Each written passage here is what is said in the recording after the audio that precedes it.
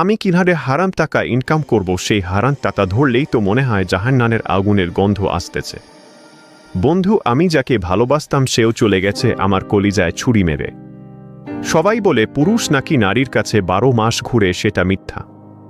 পুরুষ 12 মাস টাকার পিছে ঘুরে, হয়তো আমার ভালোবাসা মানুষটার দোষ নেই, কারণ ভালোবাসার মানুষটাও চায় প্রিয় মানুষটা যেন সুখে থাকে, সেজন্য আমাকে ছাড়িয়ে চলে গেছিস। তো হয়তো আমার মনে দুঃখ নাই, কিন্তু আছে কষ্ট।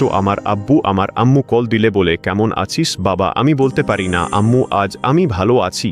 আমার আব্বু কল দিলে আমি বলতে পারি না আমি ভালো আছি, শুধু এটুকুই বলি আজ আমার ভালো লাগে না। তারা কিভাবে বুঝবে বুকের ভিতর অনেক কষ্ট আমার? ও একটা কথা বলতে ভুলে গেছি, আমার ভালোবাসার মানুষ একদিন কল দিয়েছিল, কল দিয়ে বলল কেমন আছো? আমি বললাম ভালো নাই, কারণ পৃথিবীতে সবাই তো টাকা ইনকাম করে, আমি তো টাকা ইনকাম করতে পারছি না। আমার ইনকাম আছে 10,000 টাকা, আমি বাতি টাকা ইনকাম করতে চাইলে সে টাকার থেকে জাহান্নামের আগুনের গন্ধ আসে। আমি কিভাবে সেই টাকা ইনকাম করব আপনারা বলেন তো? আমি হারাম টাকা খেয়ে বাঁচব কয়দিন? কি জন্য হারাম খাব? আমার তো এই দুনিয়া চাই না রে, আমি জাহান্নাম চাই, জাহান্নাম চাই। সবাই ভিডিওটা ফলো করে দিবেন।